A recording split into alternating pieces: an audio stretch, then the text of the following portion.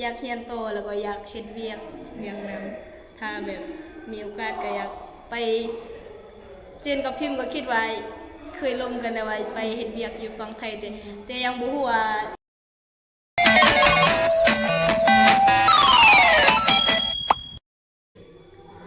สบายดีสวัสดีค่ะมื้อนี้มาพบพอกับน้องพิมพ์น้องเจนน้องจับเกียววันนี้สิมาตอบคอมเมนต์หลายๆคนที่แบบคอมเมนต์มาถามแบบจบโรงเรียนนี้สิไปยังสิไปแบบไปเรียนบ่หรือว่าไปเฮ็ดเวียกอยู่ไสแล้วก็มีพี่ๆ FC หลายคนว่าอยากให้ไปเที่ยวประเทศไทยแม่นมื้อนี้ก็สิมาตอบจันอยากไปบ่อยากไปที่สุดในโลกเลยแม่นเฮาเห็นแล้วเนาะเฮาอยากไปเนาะทุกประเทศไทยเลยเห็นทุกๆบนอันเข้าไทยคิดแม่นยังอันอยากไปเบิ่งทะเลเนาะแม่อยากไปเบิ่งทะเลอยากไปทะเลอยากไปเบิ่งอันไอดอลเนาะแม่นเห็นแบบเห็นคลิปเธอแล้วแบบที่อาจารย์ได้ไปแล้วก็เห็นอาจารย์ไปแบบไปเบิ่งไปเรียนสงกรานต์แล้วก็เห็นอาจารย์ไปเบิ่งแบบคอนเสิร์ตเด้โอ้โหเห็นเลยอยากไปเจอคนนุกเนาะคนเต็มเลยหนุ่มสะพานนี่โอ้เกือบหักเลยเกือบถล่มเลยแบบคนเต็มเลยเยอะมากคนเห็นแล้วคืออยากไปเนาะแต่เฮาบ่ได้มีโอกาสได้ไปเนาะตอนสงกรานต์หลายๆคนก็ถามมาว่าเป็นยังอาจารย์คือบ่พาพวกน้องไปเพราะว่าบ่มีบนซื้อบ่มีงบเฮาก็เลยบ่ได้ไปถ้าเฮาได้มีเฮาก็จะได้ไปเพราะเฮาก็มีช่วงที่แบบพักเรียนวันเสาร์วันอาทิตย์เนาะเฮามีงบเฮาก็ไปได้แล้วก็มีอันพี่ๆซี่เนาะบางคนเนาะถามว่าอันเฮาเรียนจบแล้วจะไปเฮ็ดเวียกอยู่ไสเนาะแม่นโอ้อันนี้ปีนี้น้องเจนจะจบเลยแม่นน้องเจนจะจบปีนี้แล้วก็พิมพ์กับจันนี่ยังอีกปีนึงก็คิดว่าอยากเรียนโตแล้วก็อยากเฮ็ดเวียกอย่างนั้นถ้าแบบมีโอกาสก็อยากไปเจนกับพิมพ์ก็คิดว่าเคยลมกันแล้วว่าไปเฮ็ดเวียกอยู่ฝั่งไทยแต่ยังบ่ฮู้ว่าไปเฮ็ดเวียกยังพี่ FC คนใดฮู้ก็แนะนำเด้ออันช่วงปิดเทอมเนาะอันน้องพิมพ์กับน้องจำแก้วก็อยากไปคือกันแบบไปเฮ็ดอยู่อัน2เดือนอัน3เดือนแม่น2เดือน3เดือนบ่ไปเฮ็ดแล้วถ้าเขาเปิดเทอมมาแล้วเฮาก็มาขึ้นหอคือเก่าเนาะอยากได้อันคายเฮียนแม่นพักแรงเนาะไปเฮ็ดคลิปนี้ก็บ่มีแล้ว ยังน้องพิมพ์ยังมีน้องพิมพ์เบาเลยแม่นอันมีคนถามเนาะอันกับมีคนสงสัยถามเนาะอันอยู่หมู่ครูเฮาเนาะอันเขาก็ถามมาสงสัยว่าอันเฮามีคำถามโต้กันเนาะว่าเป็นหยังเจ้าคืออยากไปเที่ยวประเทศไทยเนาะย้อนหยังจังนี้เนาะพิมพ์โตก่อนเลยโอ้ถ้าตอบมีหลายคำตอบสุดเลยเข้าไปทำอิฐแม่นน้องพิมพ์ไปทำอิฐแม่นแบบ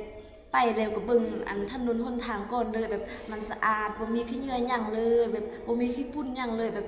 มีใบหญ้าสีเขียวถนนหนทางก็งามคือกันแบบมีตึกสูงเนาะมีหลายตึกหลายชั้นจังนี้นะเห็นแล้วคืออยากไปที่สุดเลยแบบอยากไปโอมเลยอยากไปโอมประเทศไทยให้อันหมดเลยแบบเบิ่งให้หมดเลยน้องเจนเบิ่งก็ได้เคยไปแล้วเทื่อนึงก็โหคืออย่างที่พิมพ์เว้าเลยถนนหนทางคือแบบสะอาดคนไทยเป็นคนแบบสะอาดแล้วก็มีระเบียบวินัยได้เห็นแล้วก็โหรู้สึกแบบโหคนไทยแบบเฮ็ดได้ขนาดนี้เลยแต่เฮาไปเฮ็ดแล้วเขาเฮ็ดจะทันแล้วเฮาก็ไปบ่ได้เบิ่งซื่อๆเนาะแม่เฮาก็มาปฏิบัติตามแม่แล้วก็ยังได้เห็นแบบเห็นตามแบบเบิ่งโทรศัพท์แล้วก็เห็นแบบเห็นตึกแบบโอ้โหหลายตึกเลยเห็นถนนมันยังเห็นบอนที่เขาไปเที่ยวไปยังแล้วก็รู้สึกอยากไปอยากเห็นเพราะว่าเฮาก็เป็นคนที่แบบมักประเทศไทยเด้แล้วก็ได้เห็นพอได้เฮาได้เห็นคลิปหลายๆแล้วเฮาก็รู้สึกแบบอยากไปแล้วก็เฮาก็มีแบบไอดอลที่เฮามักเขาก็อยากไปเห็นอยากไปเบิ่งเฮาแม่น เป็นอยากไปย้อนหยัง น้องเองที่บ่เคยได้ไปเปิดหูเปิดตาไปเบิ่งประเทศไทยน้องเองก็อยากไปเบิ่งเนาะน้ำตกตัดอะไรทำไมที่นี่ เมนอยากไปเบิ่งเนาะอยากที่สุดเลยอยากไปไปเบิ่ง อยากไปกิน ทะเลเนาะ อยากไปกินอาหารไทยอยากลองเปิดใจอะไร เมน อยากกิน KFC เมนอาหารไทยแซ่บ เมนที่หนึ่งในใจเลยตอนนี้อยากกิน KFC แล้วเนาะ เคยไปกิน KFC แต่จันยังบ่เคยจัน เมนอยากให้จันเลยไปเบิ่งเดย์แบบคนไทยเนี่ยเป็นคนใจดีเนาะเข้าบริการดีเนาะอันตอนหันน้องพิมพ์ไปมันเดวเสือนไม่ยังเสือนน้องเขาน่ะเขาเว้าแบบบ้านวนกันหันตะมูตะมินโอ้เห็นแล้วปลื้มใจแบบดีใจสุดเลยแบบเข้าเว้ามวนน้ำเฮาก็ดีใจเนาะ เมน รู้สึกอบอุ่น รู้สึกแบบอีกมันพอเขาได้เห็นแล้วก็ได้รู้สึกแบบนั้นแบบคนไทยใจดีมันยังเขาก็เลยแบบมีความรู้สึกแบบอยากไปอยากเห็นแล้วก็อยากไปสัมผัสอยากไปเที่ยวเพราะว่าคนไทยมีน้ำใจคนไทยใจดี แม่นคือเดี๋ยวอันน้องจีนเนาะถ้าน้องจีนเป็นคนใจดีน้องพิมพ์ก็อยากรู้จักขึ้นเนาะ แม่น ก็คือกับอัน คือกับ ที่ แบบเมนเฮาสามคน คือกับฝั่งไทยเขาเป็นคนใจดีเขาก็อยากไปเห็นเนาะไปเห็นในหลายๆขึ้น ไปเห็นแล้วไปนำเอาความเป็นระเบียบของเขาเนาะความสะอาดของเขามาปฏิบัติอยู่อันบ้านเฮา แม เนาะ นคลิปนี้ยาวนะ แม่น เดี๋ยวเฮาก็สิมาจบคลิปวันนี้ก่อนถ้าพี่ PFC คนใดยังมียังสงสัยมียังหรือว่าอยากคอมเมนต์อยากตักเตือนมียังก็สามารถคอมเมนต์หรือว่าสิแนะนำมียังก็สามารถคอมเมนต์ได้เด้อเดี๋ยวพวกเราเข้าไปอ่านทุกคลิปเลย